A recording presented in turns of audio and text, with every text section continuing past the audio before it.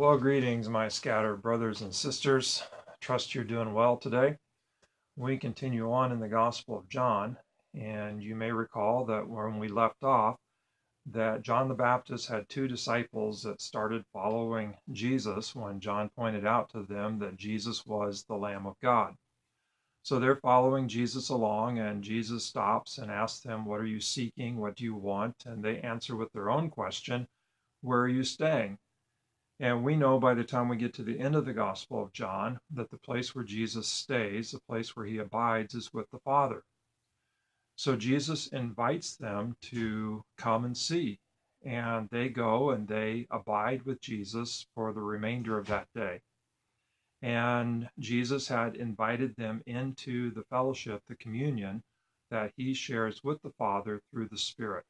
Really pretty special, really. That's what discipleship is all about. It's abiding in that relationship with Jesus and the Father through the Spirit.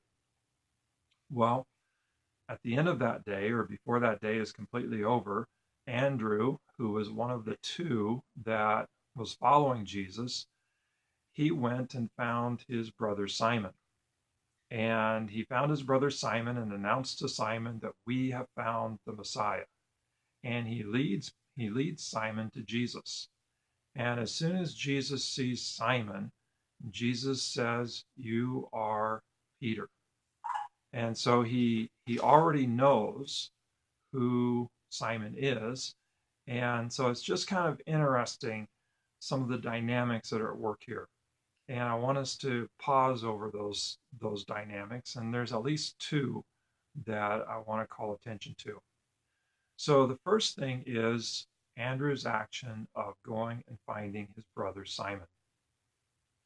I think that part of discipleship is finding others and inviting them into the fellowship that we have with Jesus and with the Father through Jesus. That if you're going to be part of this communion, part of this fellowship, the joy is going to be so full, the life is going to be so rich that the people that you care about, you're going to want to bring them in on it with you. And so Andrew goes, and first thing he does after experiencing this fellowship with Jesus and the Father through the Spirit, first thing he does is he goes and he gets his brother Simon and says, "Hey, we found the Messiah," and he brings him to Jesus.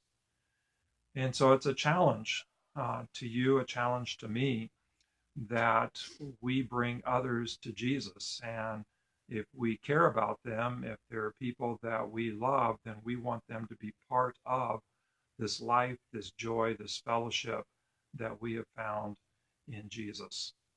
Second dynamic, Jesus already knew Simon.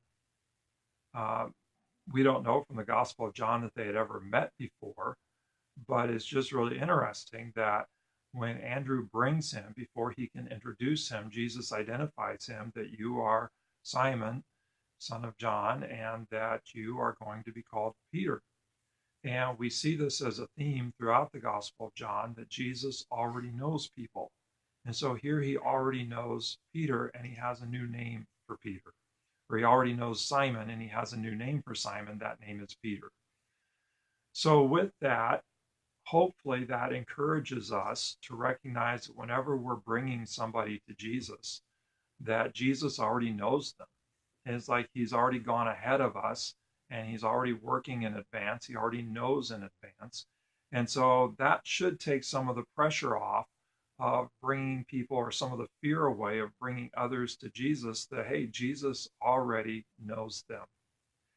And then maybe a third thing, just as he had a new name for Simon Peter, Jesus has a new life for every person that comes to him, that is brought to him.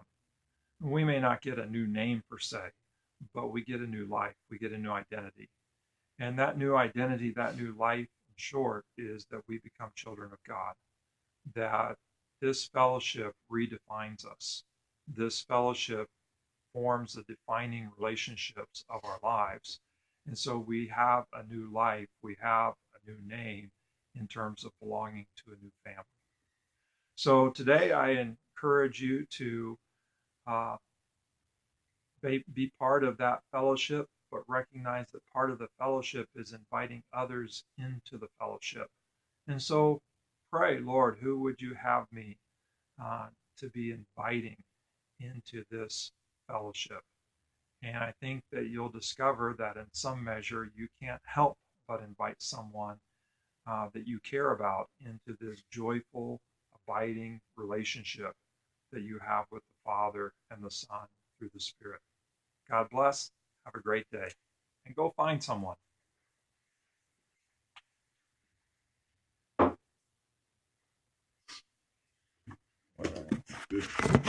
on, I got tongue twisted the timer.